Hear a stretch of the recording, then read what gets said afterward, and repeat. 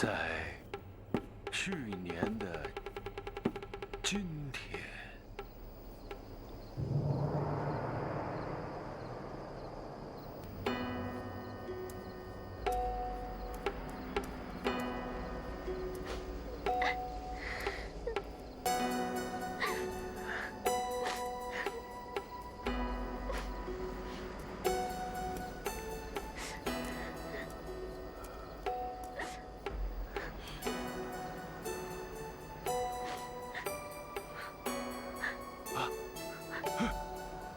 女施主，你是谁家的女子？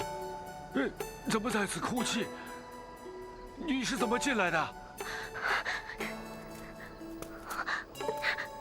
你是什么人啊？这是什么地方啊？你赶快送我回去啊！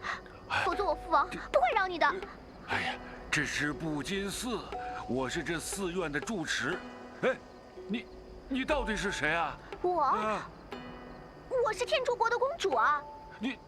你是天竺国的公主，为何现在到我这寺庙中来？我自己也不知道，我就和几个宫女在花园里跳着蹦着，忽然刮起一阵狂风，结果这阵风就把我刮到这里来了。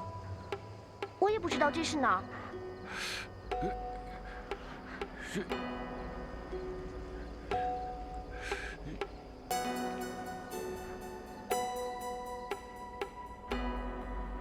方丈师傅为何不将他送回国，见他父王呢？难道说他父王也不知道他丢了个女儿，也不派人出来找找？哎，第二天，我立马设法到天竺国打听，这才知道，皇宫里头还有一个公主。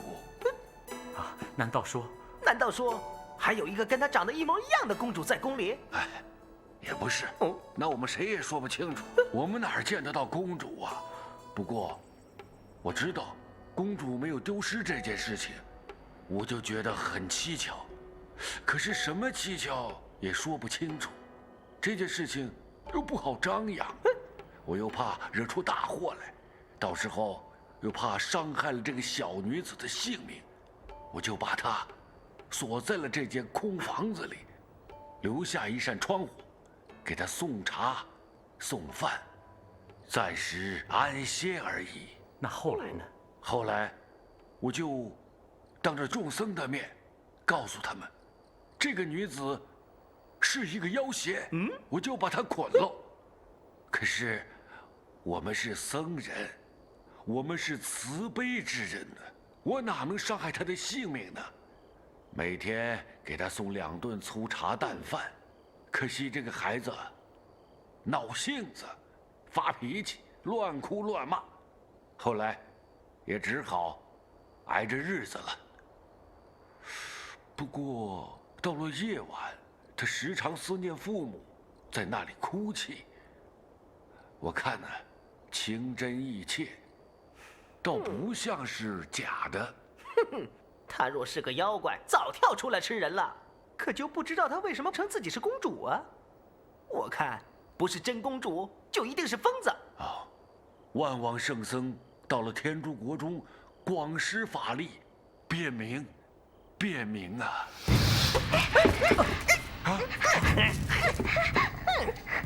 梦中人，你带我走吧，你带我走吧！你这疯婆娘，老说自己是真公主，还说什么梦中人？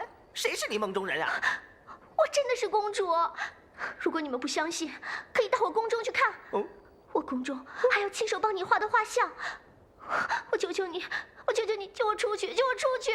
姑娘，你放心，这件事情我们会帮你查个水落石出，给你一个交代。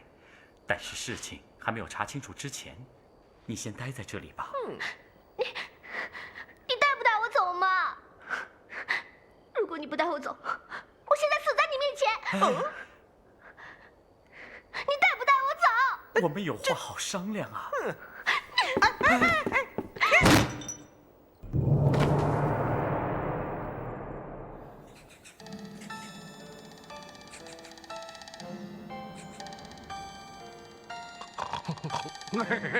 这大白馍馍是我的，少师弟，这猴哥的吧？我替他保管啊。就知道吃。这干什么呀？这都是给师傅的。全给师傅啊？对啊，师傅身子弱，知道吗？这我身子也弱。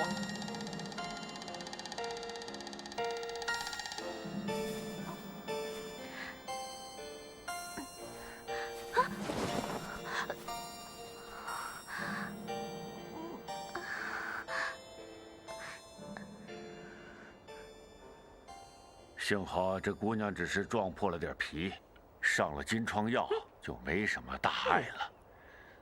哎，这女子性子太烈，实在难以相处啊。你要带一个女儿家同行，恐多有不便呐。吃。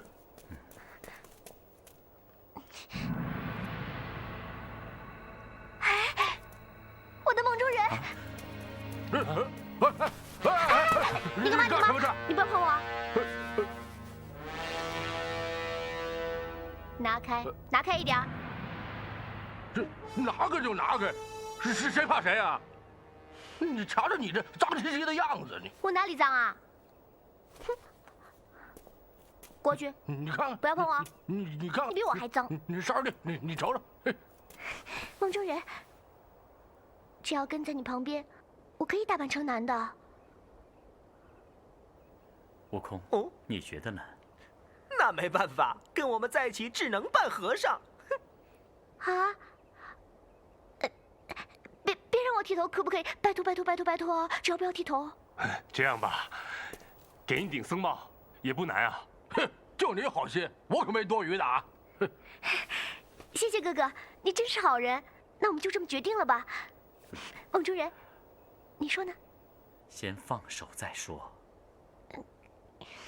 姑娘，要与我同行，事事都得听我方可。当然了，我一定听你的，我一定听你的。对不起。以后要口称我师傅，而且以后没有我允许，不许开口说话，不许动手动脚，知道吗？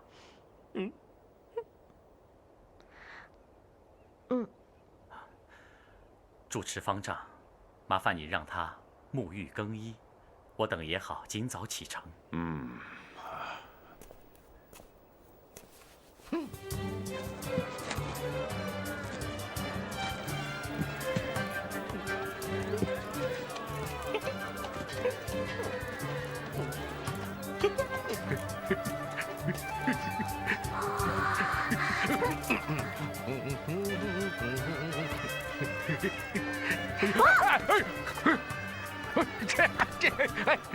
上师弟，这个公主啊，看来是真的，她长得多漂亮啊！你就知道以貌取人，看她那脾气性情，没什么教养，肯定是个假的。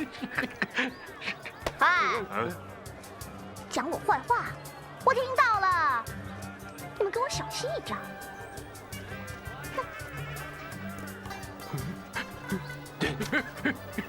真像真的。好的。师傅，你看前面有个驿站，咱们先住下吧。好，走吧。走。快走吧。得了。请。敢问国师，唐朝地处何方啊？在南瞻部洲中华之地。几乎远如天边啊！圣承大人，不知上国天年几何呀？我这里是大天竺国，自太祖太宗传到今天已500余年，现在位的国王号作嫡宗皇帝，今已28年了。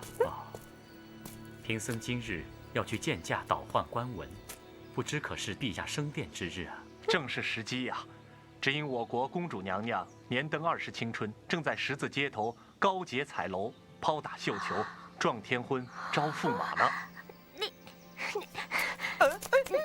你说什么？他怎么可以抛绣球？他怎么可以帮我招驸马呢？太过！是啊，公主招驸马那又如何？今日正当热闹之际，想必国王还未退朝。若要倒换官文呐，趁此时去最好。好，如此，烦请大人给贫僧安排住处，也好整理仪容，以便上朝。这位国师，这边请。好。请。你干什么呀？你跟我抢你！国师，请先在此地安歇，下官先告退了。公主要抛绣球选丈夫，嘿，这绣球啊，要是打到谁的头上，哎呀，那到时候可就是一步登天了啊！连个9族8代呀，都跟着沾光。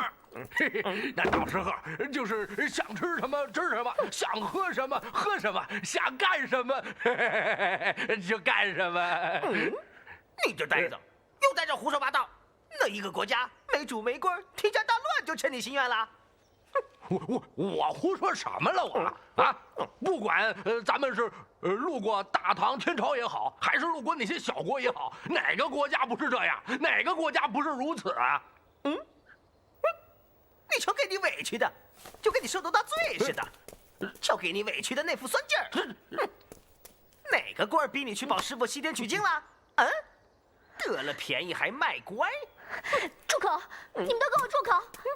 哎，我才是公主，我才是真公主哎！什么公主要抛绣球？你们在说什么啊？姑娘，难道天竺国里就一个公主吗？没错，我爹娘就只有我这么一个宝贝女儿。如果有人说她是什么公主的，那肯定是一个冒牌货。不行，我一定要去看看，到底哪个贱人敢冒充我！走开，别碰我！你凭什么说你是真公主啊？你拿什么去信别人？我们还没信你呢。就算你是真的，宫里面是假的，他若跟你见面，岂不设法害你，才能高枕无忧啊？师傅，那公主都是长在深宫大院，有人伺候的，那是不能随便出宫的。哪像你一个流浪街头的女子，你凭什么说你是真的？可是我不能眼睁睁看着有人冒充我的名字，替我选丈夫吧？他又没让你替他进洞房，你紧张什么？悟空，姑娘，跟我说的话如果不算数，我随时可以让悟空送你回牢里去。我告诉你，我一个筋斗云不消眨眼的功夫，就可以把你打回牢房，打回牢房。闹够了没有？悟净，快收拾收拾，我们上朝面亲去。师傅，我保你去。好，悟空。凭什么呀？每回露头露脸的事儿都由你出头。二师兄，就你这副嘴脸啊，别到外面丢人去了，还是让大师兄去吧。啊，我这副嘴脸怎么了？啊，你还别说，我告诉你，咱们几个人啊，除了师傅他老人家以外，还有咱们猴哥以外，那咱俩谁也别说谁。你比我长得还丑。师傅，你看多热闹！要开始了，快点！想当初，我俗家的先母也是抛打绣球节的艺人，都说10里不同俗，想不到这数万里之遥的天竺国也有这样的风俗。师傅，咱们也去看个热闹吧。算了，你我师徒去看这种热闹，岂不是让人笑话？还是去见陛下倒换官文吧。师傅，你忘了那布金寺老和尚说的话了吗？咱们一是看绣楼，二是看看那公主到底是真是假。再说了，那公主招亲一定是全国上下忙忙碌碌，那皇帝哪有时间做朝理事啊？咱们还是去看热闹吧。走，师傅。走吧，走吧。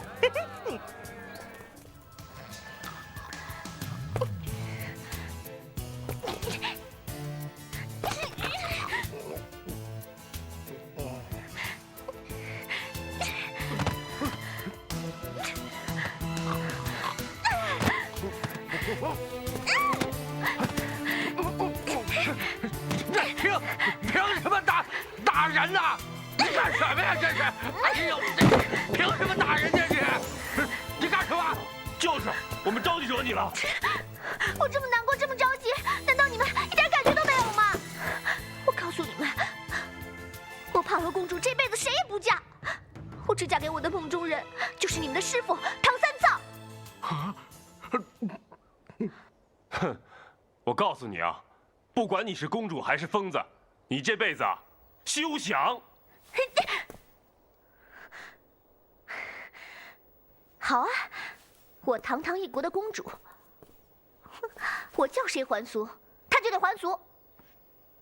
否则，只要我一句话，我就能叫我父王不给你们倒换官文。哼，到时候你们别想去西天取经。不是，你说你一个堂堂的公主，你又不是什么女妖怪，你为什么非得嫁给我师傅他老人家呀？因为我从小就时常梦到他，而且我还把他画下来。可是，在我梦中，他不是和尚，他留着一头漂亮的长头发，而且穿着一身金色的衣裳。说有多俊俏就有多俊俏。我敢说啊，他上辈子不是我的恋人，就肯定是我的丈夫。不可能啊！这不可能，绝对不可能！我师傅他老人家呀，那是当了10世的好人，而且每一辈子那都是修佛学道，嘿嘿，10有8九啊，那都是光头。嘿，再说了，我师傅他老人家呀，那是从来不近女色，所以说这些女妖怪都想嫁给我师傅，那都是为了得到我师傅他老人家那10世元阳真身啊！嘿嘿，你认错人了吧？你胡说！你胡说！你胡说！他就是我的梦中人。我告诉你，我这辈子出生只是为了嫁给他。你再给我乱说话，再说，我打死你个猪八戒！打死你！救我呀！哎呀！你闹错了没有？你信不信？我们马上送你回布金寺，叫你老死在那儿，逞什么公主的威风？哼！好哥哥，好哥哥，我不吵不闹嘛。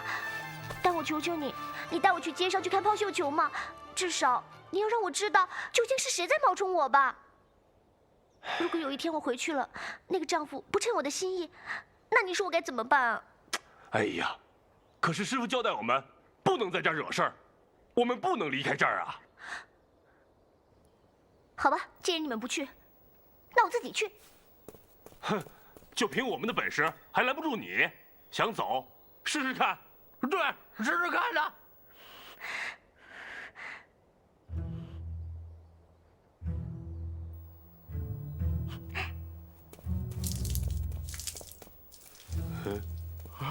少爷，他在干什么？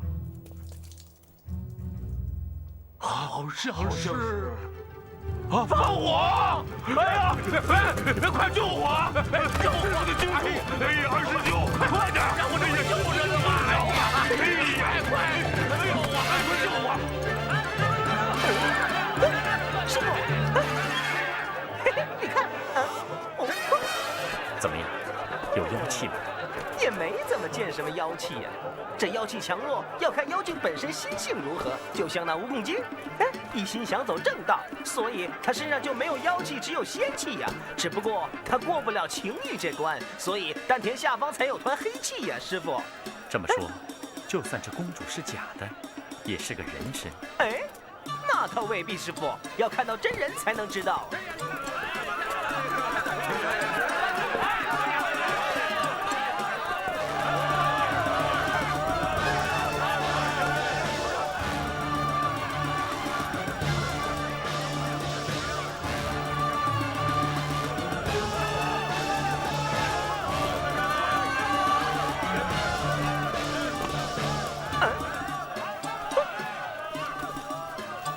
悟空，你过来，随师傅去看看。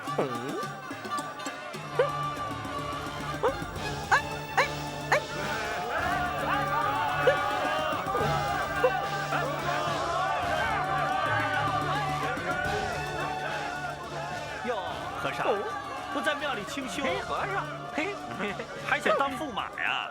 哎，就是，嘿，瞧你这7分不像人样的毛猴样，就算是接到了绣球，公主也会悔婚的。哎，你呀，趁早闪开吧！闪开！你和尚抢什么绣球啊？走。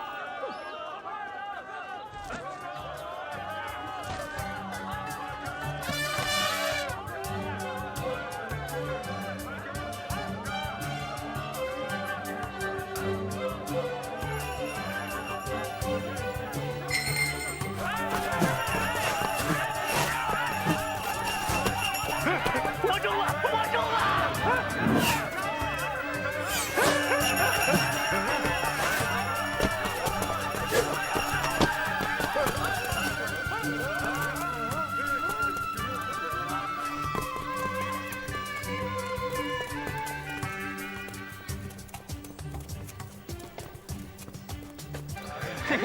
让一个和尚抢到了，真是。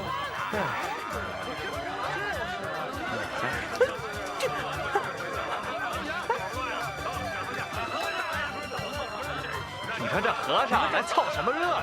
是啊。快，和尚抢什么绣球？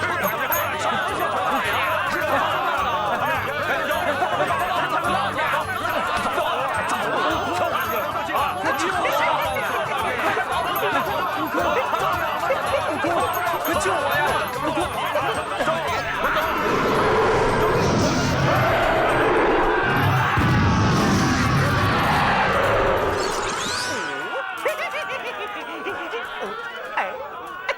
是这头头。弟啊，在。是。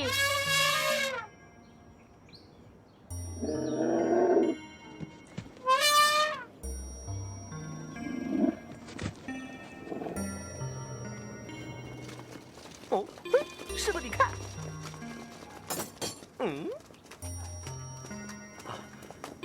弥陀佛。叩见贵人，请贵人入朝堂贺喜。都是你害的，这可如何是好？跟我有什么关系？那绣球砸到你头上，这是天意，这也怪我。师傅，你就跟他们去吧，没事儿。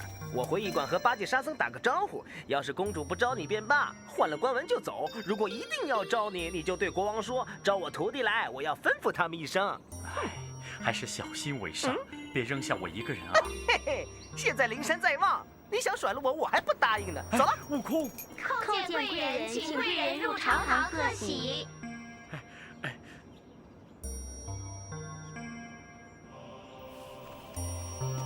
这。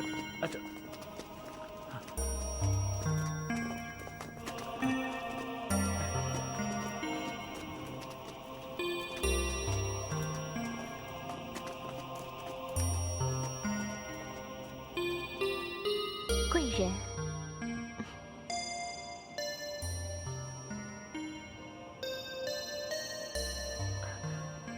公主。贵人，这是我国的礼数，不可不遵。这。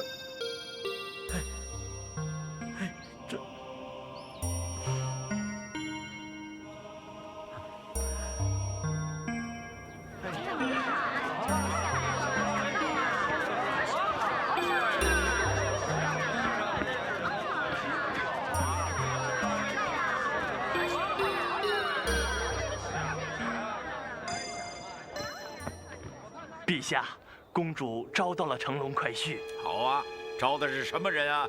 公主搀着一个和尚，像是绣球抛中，正在午门后指。哦，如何招了个和尚？好吧，选来一件吧，去吧。陛下，既然是个和尚，赶出去再选一个，并无不可啊。你们没听说吗？公主已经搀着那和尚了，像是对他有意思。是啊，难得公主1年来性情大好，就顺着公主的意思吧。你们被他拉过耳朵、揪过胡子，都吓破胆了吧？唉，都是朕教女无方啊。不知怎么着，连朕都怕着他。陛下，瞧您这话说的，您哪是怕他呀？陛下，这完全是爱女心切呀，是不是？幸好公主已长大，这1年来，我们看到的公主真是乖巧可人的很呐。公主与贵人到，请。叩见父王。阿弥陀佛。罢了，公主免礼，让父王好好看看这和尚。谢父王。和尚，你是从哪里来啊？怎么会被公主的绣球打中呢？贫僧乃南瞻部洲大唐皇帝差往西天大雷音寺拜佛求经的，因为有长路官文，特来朝王导唤。路过十字街彩楼下，不想公主娘娘抛绣球打在贫僧身上，贫僧乃出家之人，怎么敢与金枝玉叶为偶呢？还望陛下赦贫僧死罪，倒换官文，打发贫僧早赴灵山，永感陛下大恩呐。你乃东土圣僧，这真是千里姻缘一线牵呐！公主她年近20，尚未婚配，正因为今日是大吉之期，所以结彩楼抛绣球，以求佳偶。巧的是，被你这和尚接中了。朕其实也不想应了这门亲事啊。父王，常言道，嫁鸡随鸡，嫁犬随犬。女儿是有誓愿在先，告诉天地神明，撞天婚抛打，今日会打着圣僧，正是前世之缘，才有今生之遇，岂能随意更移呢？女儿愿召他为驸马。父王管得了天下，却管不了你这个女儿啊！传旨，命青天监正太官选择佳期，与公主成婚，并告谕天下。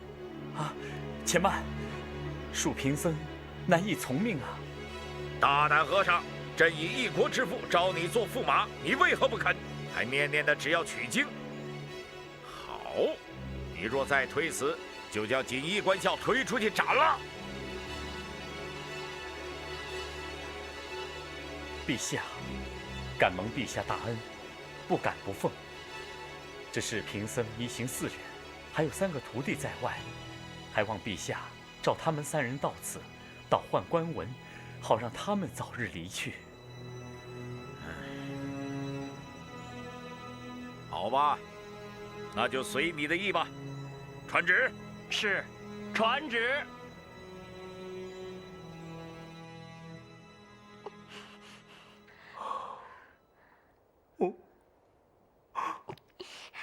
不会吧？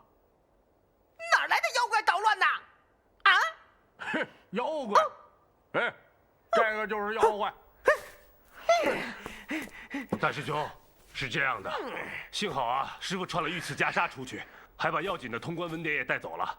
这把大火呀，只烧了一些破旧衣服跟经书，衣服烧了就算了，经书嘛，师傅已经倒背如流了，再默一遍也不难。哎，嘿嘿。你是不是很想知道那公主选了谁当驸马？我知道，她招的是我的梦中人嘛。他不要脸，他不要脸！我要杀了他，放我走，让我去杀了那个贱人！放开我！放开我！哎呀，别闹了！哎，当初就是不听我的，我出这主意就是不听。哎。我要是一路的小跑奔到这彩楼之下，让这公主打中我的头，招我为驸马以后，我就高官得坐，骏马得骑。哎，对了，你们到时候也别做什么和尚了，就跟着我老朱，咱们是吃香的喝辣的，到时候岂不美哉，岂不妙哉？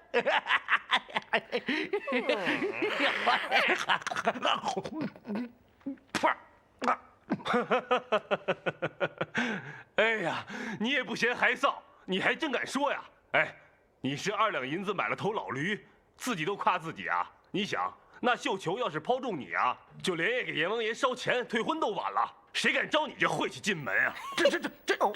这呆傻的傻和尚，你懂什么呀你？是我老朱，长得是丑了那么一点儿。但咱长得耐看呢，自古道皮糙肉厚，美不够啊！你懂吗你？你这呆子，别在这胡说八道，赶紧收拾东西到宫里去保护师傅。猴哥，那师傅他老人家是去宫里做驸马，那宫里有国王的女儿陪着，人家呢现在小日子过得比神仙还快活呢。这又不是跋山涉水、伏魔擒妖的，要你保护什么呀？咦，你这个淫猪，师傅何曾这么想过？嗨，猴子，你不是进宫去保你师傅了吗？那有没有看到公主啊？哎，嘿嘿，巧的是就是没有看清楚她长得什么模样。哎，这事老孙也觉得蹊跷。他们都认定她是真公主，要是假货，那怎么连自己父母都认不出来呢？怎么可能？我不信，我不相信。没什么相不相信的。哎，照理说这个妖怪变人，只能学到3分模样，怎么连性格都学得这么像啊？想当年我老孙变牛魔王的时候，没2下就让红孩儿认出来了。怎么可能自己父母认不出自己女儿呢？哎，这也不一定啊。他们毕竟是肉眼凡胎，没见过妖怪，所以啊，见到皮身就以为是真的了。那这么说来，只要你能保我进宫见我的父王跟母后，他们就可以认得我了啊？哎，你还真敢进宫去见爹娘？要是当场让人家认出是假的，那还不咔嚓当场砍头啊！嘿，哎，你怎么认为他是假的？你该认为他是真的才对啊！凭什么？哎，你不是常说这有钱人就会欺负人？哎，你看看他，又刁蛮又任性，就会欺负咱们2个，还放火烧东西，这做派多像有钱人啊！哎，说不定她还真是真公主啊！有理，可能是真的。废话，我本来就是真公主。我告诉你们啊，你们这样欺负我、数落我，不好好伺候我，到时候我会加倍还给你们。好啊，还我呀！我老孙正愁没麻烦找我呢。我带你进宫。真的吗？圣上有旨，差下官来请3位神僧，可你们有4位呢。我跟你说啊，这是我师傅在路上新招的徒弟，他给忘了。不过因为他不听管教，我们几个就把他绑起来，好好管管他。麻烦你通禀，我们是4个人啊，去吧，去吧，去吧，去吧。别走！公主，我跟你讲，我现在使的是晋升术，如果你要是再闹，我就使定身术，让你永远动不了。站好！难怪不金寺要把你关起来。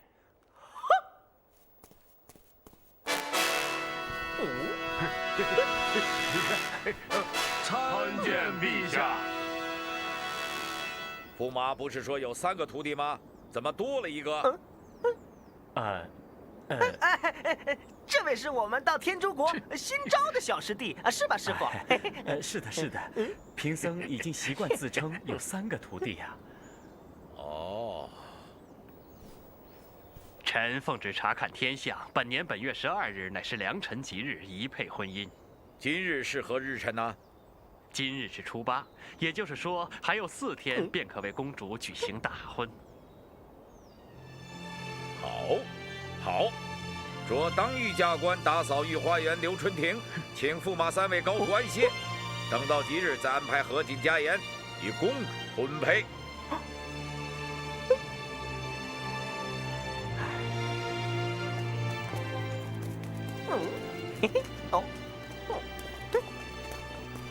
师弟，这天竺国可真大呀！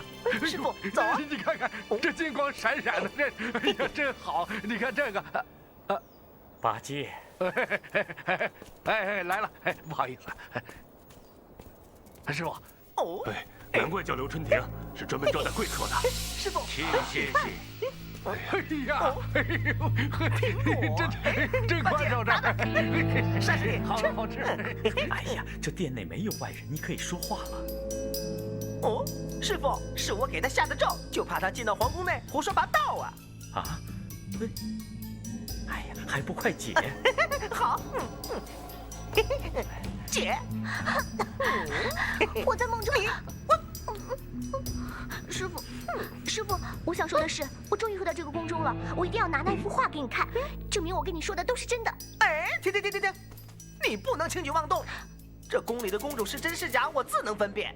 对，武大师兄有这个本事，能分辨出你是人还是妖怪。不错，你还是乖乖待着吧。否则以俺老孙的脾气，天王老子我都敢打，何况你个什么公主，打死你！哎，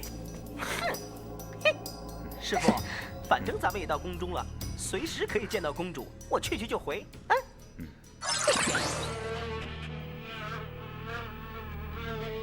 我打死你！打死你！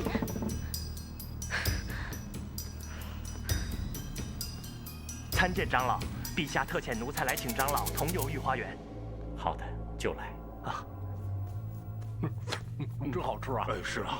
八戒、武进，哎，是师傅。师傅，我先出去一下，别光顾着吃，看好他。师傅，你就放心吧，他这回要还杀人，我老猪绝不会放过他。对啊，师傅，你放心吧，我们不会让他走掉的啊。啊，武进，看好八戒。好。哎，你别吃了，师傅不让你吃。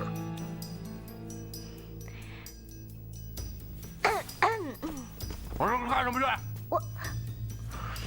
哎，哪儿去啊？我1年没回家了，到处走走看看不行吗？不行。你觉得你们2个这样夹着，我走得掉吗？不行。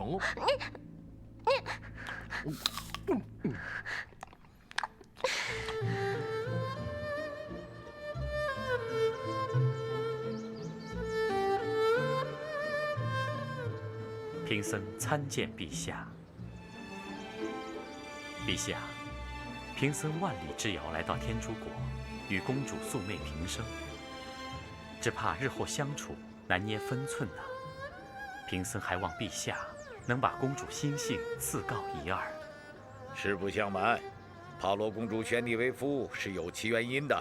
她自幼常梦见一个男子，而且亲手绘下了这个男子的容貌，便以你的模样一般无二。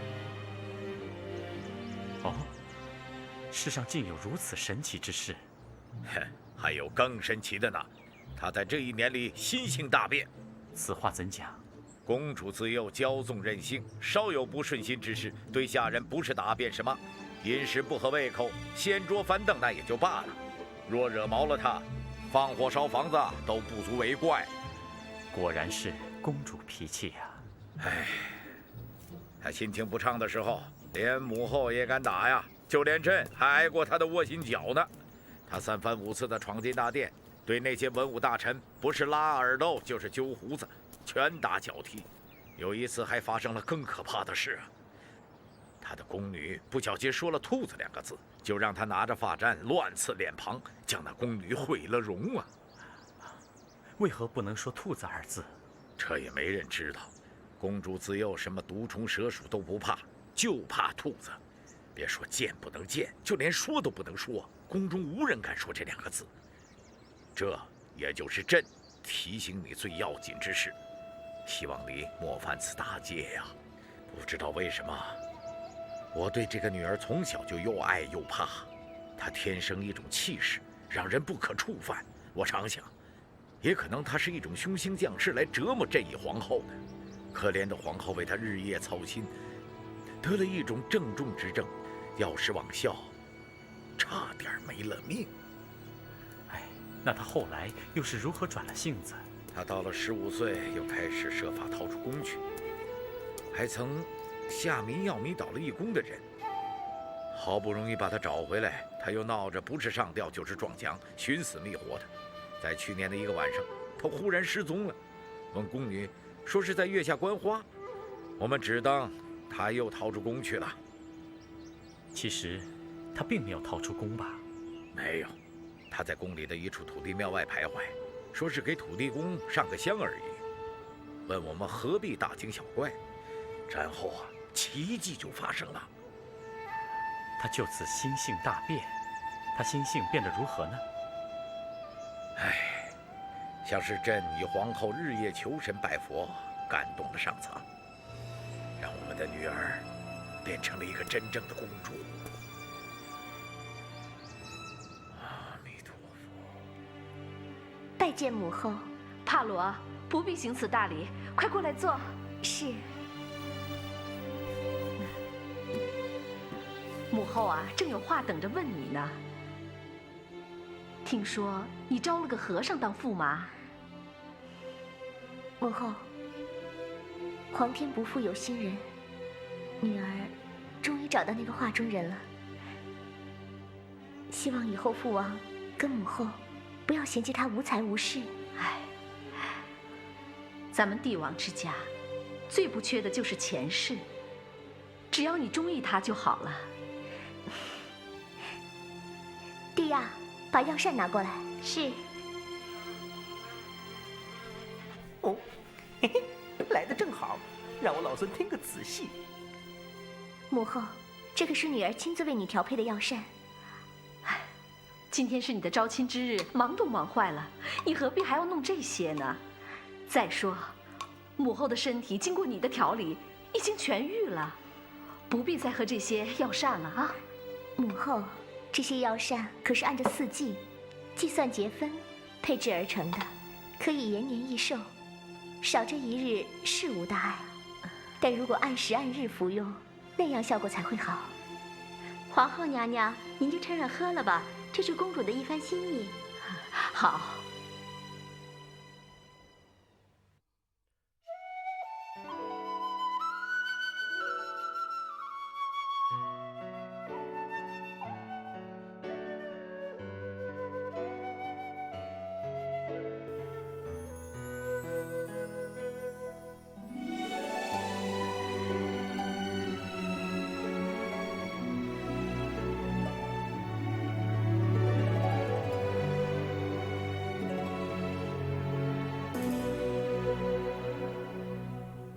等待千百年，弹指一挥转瞬间。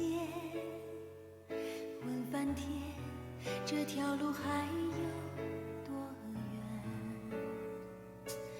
苦苦追寻千百年，只为完成我夙愿。问翻天，真爱何时能洒落人间？那朝朝暮仿佛就在昨天，不知道见是不见，念是不念。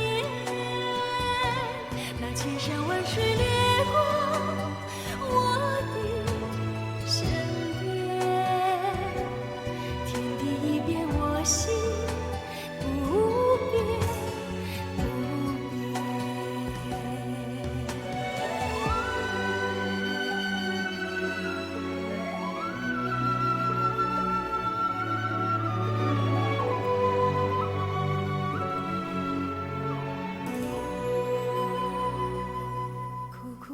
千百年，繁华若梦转瞬间。问翻天，为何人生难两全？苦苦追寻千百年，人爱之心不曾变。问翻天，真爱何时能洒落人间？